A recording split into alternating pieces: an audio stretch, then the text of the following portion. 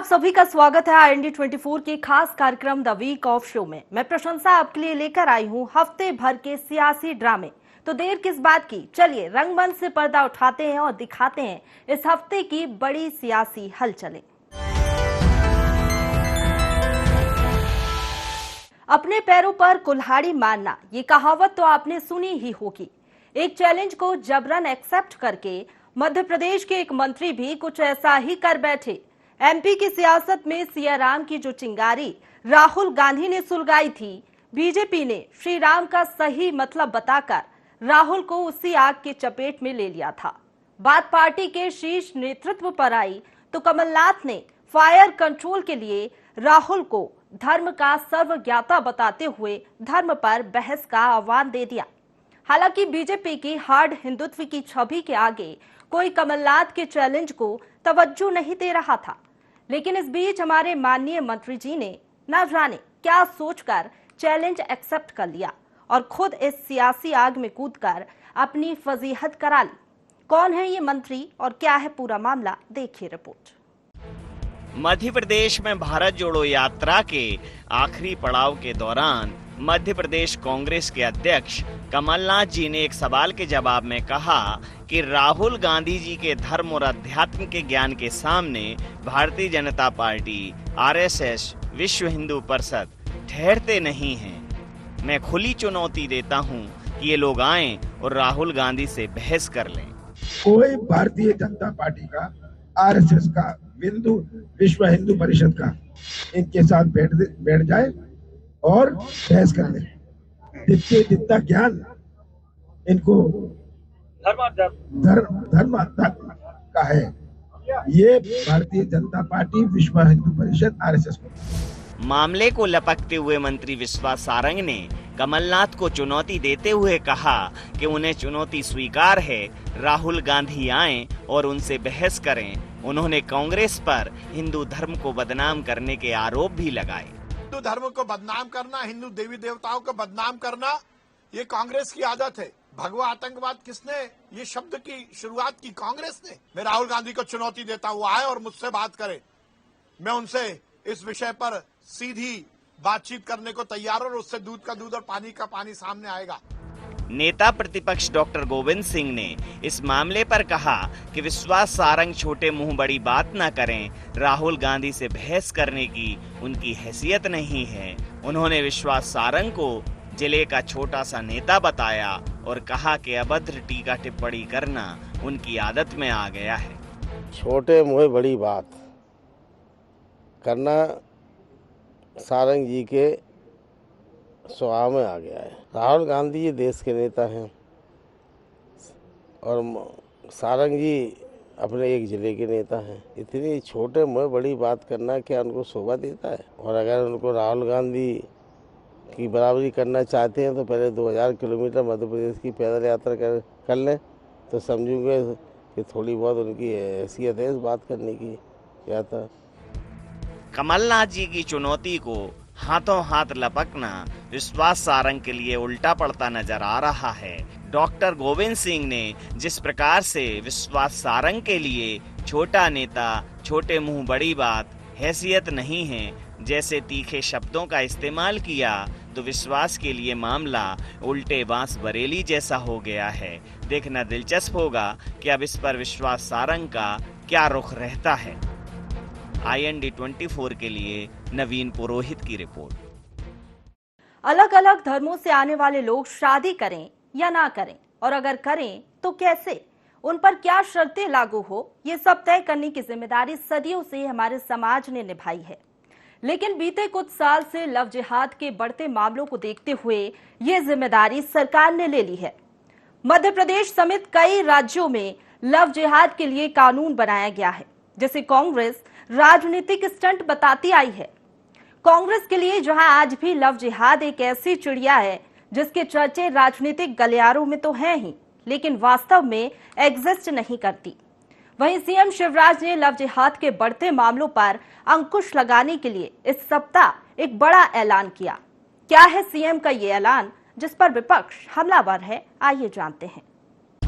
मध्य प्रदेश विधानसभा 2023 में अब चंद महीनों का समय ही बाकी रह गया है। प्रदेश की सियासी सरगर्मी लगातार तेज होती नजर आ रही है। अब मध्य प्रदेश का आगामी विधानसभा चुनाव और भी दिलचस्प बन गया है, क्योंकि सूबे की सियासत में रोजाना नए नए मुद्दों की एंट्री हो रही है। जी हां, एक बार फिर लव जिहाद को लेकर माननीयों के स्वर तेज हो गए हैं। रविवार को मुख्यमंत्री शिवराज सिंह चौहान ने इंदौर में लव जिहाद को लेकर बड़ा बयान दिया। उन्होंने साफ साफ कहा कि किसी भी कीमत पर मध्य प्रदेश की धरती पर लव जिहाद का खेल नहीं चलने दूंगा। जरूरत पड़ी तो लव जिहाद के खिलाफ और कड़ा कानून बनाऊंगा। कई दूसरे धर्म वाले अगर आदिवासी की जमीन वैसे नहीं खरीद सकते तो आदिवासी बेटी से शादी करके उसके नाम पे जमीन खरीदवा दें। ये पाप है। बोलो पाप है कि नहीं है? सब बोलो है कि नहीं पाप? ये लव नहीं है, ये लव के नाम पे जिहाद है। और मैं किसी भी कीमत पे मध्य प्रदेश की धरती पर लव जिहाद का खेल चलने नहीं दूंगा, चलने नहीं दूंगा। शादी कर ले और 35 टुकड़ा कर दे, क्या हम सहन करेंगे? बताओ, हम सहन नहीं करेंगे। और ये इसलिए जरूरत पड़ी तो लव जिहाद के खिलाफ नया कड़ा कानून बनाया जाएगा। मेरे बहनों और भाइयों, नहीं छोड़ा जाएगा। फिर क्या था, जैसे ही सीएम शिवराज का बयान आया तो इस मसले पर विपक्ष कहां खामोश रहने वाला था। हुआ भी ऐसा। नेता प्रतिपक्ष डॉक्टर गोविंद सिंह ने लव जिहाद को फर्जी बता दिया। लव जिहाद पूरी तरह से फर्जी है। देश आजादी में, भारत में पूरे संविधान और स्वतंत्रता है किसी को किसी धर्म अपनाने की, किसी धर्म में किसी भी व्यक्ति से संबंध रखने की, आने की, जाने की, शादी स्थापित करने की। संविधान इनकी षड्यंत्र है संविधान बदलने का। लव जिहाद न कभी था न कभी है। वहीं इस मुद्दे पर जैसे ही विपक्ष की प्रतिक्रिया सामने आई तो भारतीय जनता पार्टी कांग्रेस पर हमलावर नजर आई। नेता प्रतिपक्ष डॉक्टर गोविंद सिंह के बयान पर भारतीय जनता पार्टी ने जबरदस्त हमला बोला। मध्य प्रदेश सरकार के प्रवक्ता गृह एवं जेल मंत्री डॉक्टर नरोत्तम मिश्रा ने कहा कि स्वाभाविक रूप से कांग्रेस को तो ये मामले फर्जी ही दिखाई देंगे, क्योंकि कांग्रेस अप्रत्यक्ष रूप से इन चीजों का समर्थन करती है। जो स्वाभाविक रूप से उनको फर्जी ही दिखाई देगा, क्योंकि वो अप्रत्यक्ष रूप से इन चीजों का समर्थन करती है कांग्रेस पार्टी। और कांग्रेस पार्टी जहां जहां है वहां ही इस तरह की घटनाएं घटित हो रही हैं देश के अंदर। ये भी आप देखें तो इससे विपक्ष का और कांग्रेस का सोच उजागर होता है। ये घटनाएं लगातार जिस तरह से हो रही है उसके यथार्थ में हम लोगों को जाना पड़ेगा।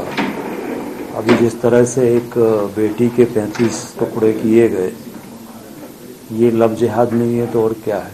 तो लव जिहाद की एक सुनियोजित साजिश पूरे देश में चल रही है कि चाहे लव जिहाद हो, चाहे धर्मांतरण हो, इस सब के विरुद्ध बहुत सख्त कानून बनाने की आवश्यकता है। और अब देश को जरूरत है सामान्य नागरिक संहिता की। इसके लिए भी अब देश को आज आवश्यकता है। इस सब दिशा में भारतीय जनता पार्टी की हमारी सरकार विचार कर रही है। गौरतलब है कि मध्य प्रदेश में लव जिहाद को लेकर कानून बना हुआ है, लेकिन मुख्यमंत्री शिवराज लव जिहाद पर पूरा अंकुश लगाने के लिए और कड़ा कानून लाने की तैयारी में हैं। अब सवाल यही है कि क्या कड़ा कानून बनने के बाद इस तरह के मामलों पर पूरी तरह से रोक लग पाएगी? ये देखने वाली बात होगी। IND 24 के लिए नवीन पुरोहित की रिपोर्ट। एक बार फिर हवाओं ने किया है रोशनी का फैसला कि जिस दिए में जान थी बस वो ही दिया रह गया। गुजरात चुनाव में बीजेपी की प्रचंड जीत को शायद ही कोई शेर इससे बेहतर समझा पाएगा। मोदी लहर पर सवाल उठाने वाले विपक्षियों के दावे और मुद्दों को मोदी सुनामी ने एक ही झटके में तहस नहस कर दिया। जीत के जश्न में बीजेपी कार्यकर्ता कुछ यूं झूमे कि क्या गुजरात, क्या दिल्ली, क्या मध्य प्रदेश, देश भर में कार्यकर्ताओं ने एक ही दिन में होली, दिवाली सारे त्योहार मना लिए। इस चुनाव से जहां एक ओर प्रधानमंत्री नरेंद्र मोदी ने खुद को अजय साबित किया, वहीं विपक्षी दलों को ये भी बताया कि उनके रहते गुजरात के किसी कोने में और किसी दल के लिए कोई जगह नहीं है। देखिए रिपोर्ट।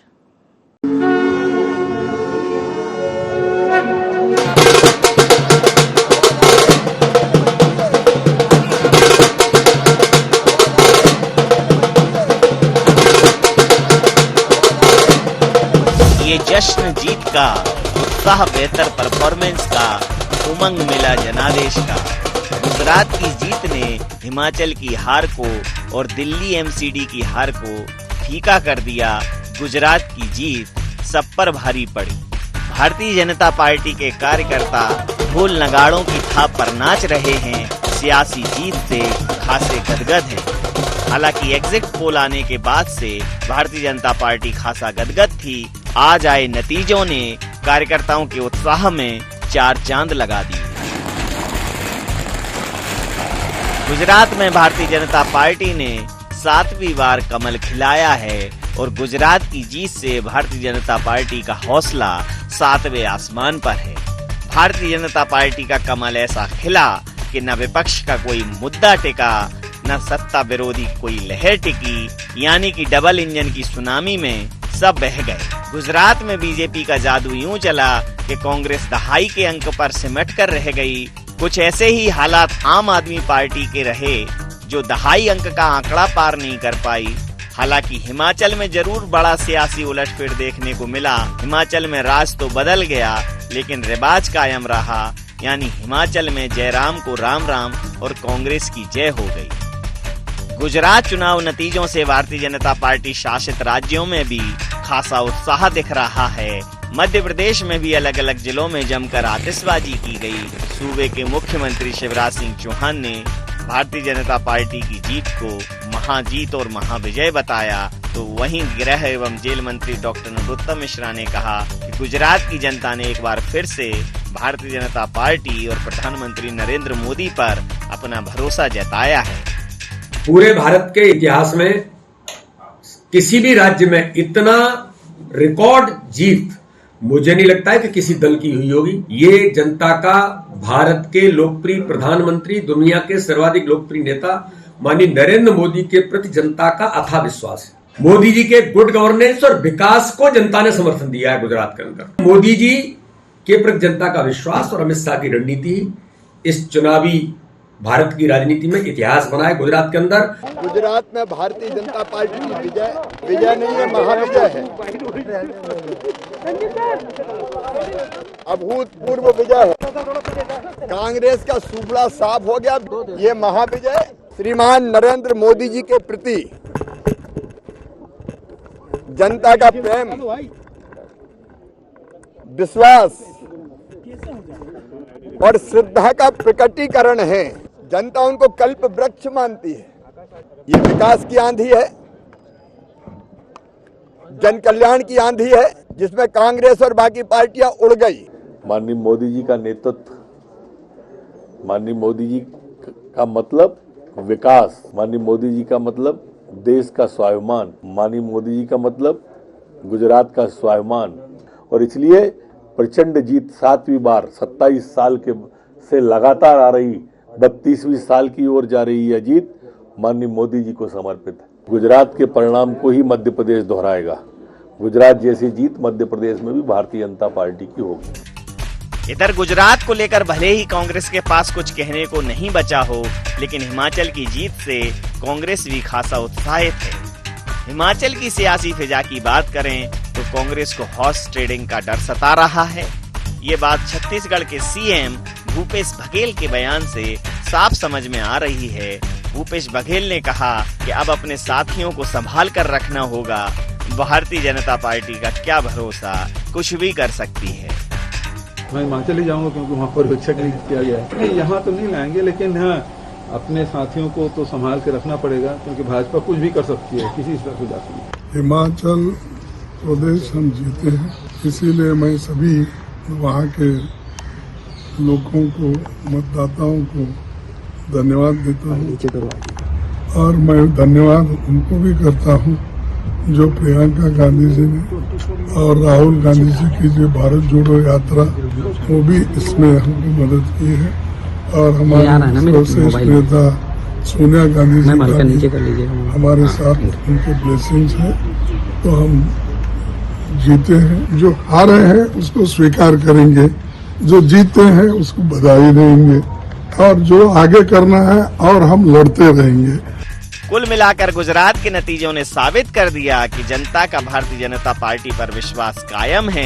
हालांकि कांग्रेस का प्रदर्शन जरूर खराब रहा, लेकिन ये बात जरूर है कि भारतीय जनता पार्टी के गढ़ में यानी कि गुजरात में आम आदमी पार्टी की एंट्री हो गई।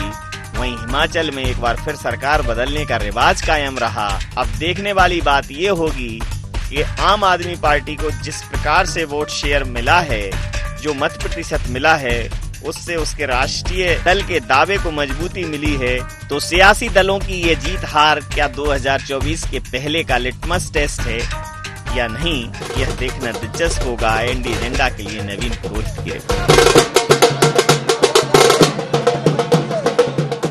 बदले बदले से सरकार नजर आते हैं, सूबे की आबादी के आसार नजर आते हैं। ये हम नहीं कह रहे, बल्कि सीएम शिवराज के सप्ताह के एक्शन को देखकर आप भी लता मंगेशकर के इस गीत को कुछ यूं ही गुनगुनाएंगे। 23 के रण के लिए चुनावी मैदान में उतरे सीएम के ऑन द स्पॉट फैसले अनिल कपूर की नायक फिल्म की याद दिलाते हैं। कभी शिवराज लापरवाही बरतने वाले अधिकारियों पर बरसते हैं, तो कभी जनता का हक मानने वाले जिम्मेदारों को मंच से ही निलंबित करते हैं। सीएम शिवराज के इस नायक अवतार पर आइए डालते हैं एक नजर। इन दिनों सूबे के मुखिया शिवराज सिंह चौहान बदले बदले से नजर आ रहे हैं। सीधे, सरल और सहज दिखने वाले सीएम शिवराज सख्त रुख अपनाए हुए हैं। जी हां, रोजाना सीएम शिवराज औचक निरीक्षण के बहाने किसी न किसी जिले का दौरा कर रहे हैं और जमीनी हकीकत की जानकारी ले रहे हैं और खामियां मिलने पर फैसला ऑन द स्पॉट कर रहे हैं। अगर हाल के कुछ दिनों की बात की जाए तो सीएम शिवराज ने झाबुआ, बैतूल, डिंडोरी और मंडला विदिशा का दौरा किया, जहां सीएम शिवराज ने मंच से ही लापरवाही पर जिम्मेदार अधिकारियों पर एक्शन लिया। इसी कड़ी में आज सीएम शिवराज छिंदवाड़ा दौरे पर पहुंचे। यहां भी सीएम शिवराज का नायक अवतार देखने को मिला। सीएम शिवराज ने लापरवाही बरतने पर मंच से ही सीएमएचओ और सीएमओ को निलंबित कर दिया। मैं छिंदवाड़ा सीएमएचओ को तत्काल प्रभाव से सस्पेंड कर रहा हूं। ऐसे लोग जो काम नहीं करेंगे और जिद करेंगे उनको फिर सरकारी नौकरी में रहने का कोई अधिकार नहीं है। अपनी सरकार तो मामा की जनता के लिए है। जो जनता के लिए अच्छा कर रहा है उसको हम पुरस्कार देते हैं। लेकिन अगर कोई की गड़बड़ी के कारण जनता को परेशानी हो, बिजली की समस्या के लिए 2 लोग जवाबदार हैं, एक पवन बारसकर और दूसरा है जेई साईं खेड़ा। इन दोनों को तत्काल प्रभाव से मैं सस्पेंड करता हूं। पिछले दिनों सहपुरा आया था, तब मुझे लोगों ने आवेदन दिया था, बिलगांव सिंचाई योजना से पूरा लाभ नहीं मिल रहा, और चेक करके मैंने देखा तो स्पष्ट रूप से लापरवाही है। आज मैंने तत्काल कार्रवाई करते हुए एग्जीक्यूटिव इंजीनियर उसको सस्पेंड किया है। यहाँ के कोई मिस्टर चौधरी है, उनको भी सस्पेंड किया है। एसडीओ कोई रोहितास से, उनको सस्पेंड किया है। लापरवाही, अनियमितता किसी भी कीमत पर बर्दाश्त नहीं करूंगा। देखो भाई, मेरा सीधा निर्देश है, गरीब का राशन कोई खाए, चाहे कोई भी हो, हथकड़ी लगवा के जेल में चक्की पिसवाऊंगा, छोड़ूंगा नहीं। ऐसे लोगों को जेल जाना चाहिए कि नहीं जाना चाहिए बताओ।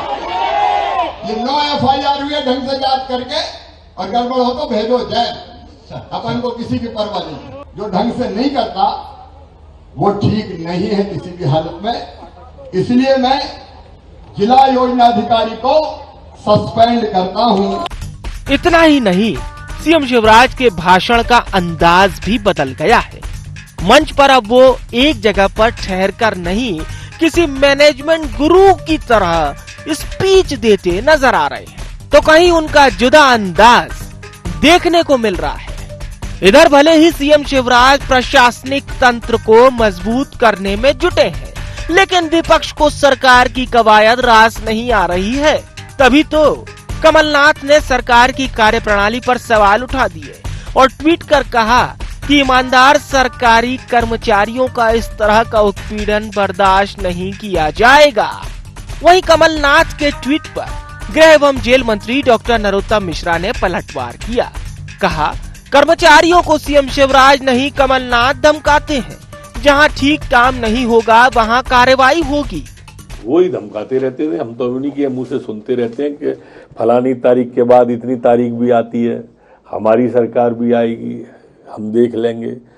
कार्यकर्ता बन के भाजपा के काम नहीं करें, ये उनकी भाषा है। यहाँ तो जो गलत करेगा उस पर कार्रवाई होगी और जो अच्छा करेगा उसको शाबाशी से पुरस्कृत भी करते हैं। अभी पुरस्कार का कार्यक्रम रखा गया था। कुल मिलाकर सीएम शिवराज 23 के रण के लिए मैदान में उतर चुके हैं और प्रशासनिक तंत्र को मजबूत कर जनता की मन की सुन रहे हैं। अब देखना होगा कि सीएम शिवराज के एक्शन का बीजेपी को कितना फायदा मिलता है। हालांकि ये तो आने वाला वक्त ही बताएगा। Bureau report, IND 24। देश चलता नहीं मचलता है, मुद्दा हल नहीं होता सिर्फ उछलता है। जंग मैदान नहीं सोशल मीडिया पर जारी है। आज इनकी तो कल उनकी बारी है। फसलों को बचाने के लिए चिड़िया को उड़ाने वाले अन्नदाता सोशल मीडिया की चिड़िया को उनकी कर्ज माफी का मुद्दा उठाते देख हैरान हैं। पूर्व सीएम कमलनाथ दोबारा प्रदेश के सिंहासन पर बैठने के लिए किसानों के कंधों का सहारा तलाश रहे हैं। इसके लिए उन्होंने एक बार फिर कर्ज माफी का दांव खेला है। कमलनाथ ने अपने ट्विटर अकाउंट से कांग्रेस की सरकार बनने पर कर्ज माफी करने की बात कही है। वहीं कमलनाथ के इस दांव को बासी पुराना बताते हुए सीएम शिवराज ने चुटकी ली। सीएम और पूर्व सीएम के वार पलटवार पर आइए डालते हैं एक नजर। मध्य प्रदेश में एक बार फिर से किसान कर्ज माफी पर सियासत का पहिया दौड़ा है। ये दांव किसी और ने नहीं बल्कि पूर्व सीएम कमलनाथ ने एक बार फिर चला। नाथ ने साल 2023 में कांग्रेस की सरकार बनते ही कर्ज माफी योजना लागू करने का दावा किया। ये पहला मौका नहीं है जब इस तरह की प्रतिक्रिया सामने आई हो। नाथ पहले भी कह चुके हैं कि 1.5 साल की सरकार ने 27 लाख किसानों का कर्ज माफ किया। इधर कमलनाथ की प्रतिक्रिया पर सूबे के मुखिया शिवराज सिंह चौहान ने पलटवार किया। उन्होंने चुटकी लेते हुए कहा कि काठ की हांडी बार बार नहीं चढ़ती। 1.25 साल में भी पूरा नहीं कर पाए तो अब क्या करेंगे। उनके ट्विटर की झूठी चिड़िया आज फिर उड़ गई। उनने वादा किया था, राहुल गांधी ने वादा किया था 10 दिन में कर्जा माफ। 1, 2, 3, 4, 5, 6, 7, 8, 9, 10। अब 1.25 साल मौका दिया, उस पर नहीं कर पाए। अब फिर ये कहने आ गए कि हम कर देंगे। काठ की हंडी एक बार चढ़ती है, बार बार नहीं चढ़ती। जनता उनका सच जानती है। वहीं सीएम की इस प्रतिक्रिया पर कांग्रेस ने भी पलटवार किया। क्या कहा पीसी शर्मा ने, आइए आपको सुनवाते हैं। पहले दिन शपथ लेते ही गए और सीधे मंत्रालय आए, दस्तखत किए किसानों की कर्ज माफी, जिसमें से 11,000 करोड़ से ज्यादा का कर्ज माफ हुआ। ये विधानसभा में कृषि मंत्री कमल पटेल जी ने कहा। फिर वचन पत्र बनेगा और जो बचे हुए किसान हैं जिनका कर्ज माफ नहीं रोक दी भारतीय जनता पार्टी, उन सब का और बाकी बचे हुओं का कर्ज माफी कमलनाथ जी के नेतृत्व में सरकार बनने के बाद की जाएगी। एमपी में चुनाव होने में साल भर से कम समय बचा है। ऐसे में नाथ का कर्ज माफी राग क्या कांग्रेस को सत्ता के शिखर पर पहुंचा पाएगा, या फिर किसान पुत्र शिवराज ही कोई नई योजना के जरिए सत्तासीन बने रहेंगे। ये तो आने वाले विधानसभा चुनाव के परिणाम ही बताएंगे। Bureau report, IND 24। फिलहाल के लिए इस कार्यक्रम में इतना ही। अगले हफ्ते नए सियासी कहानियों के साथ फिर मुलाकात होगी। नमस्कार।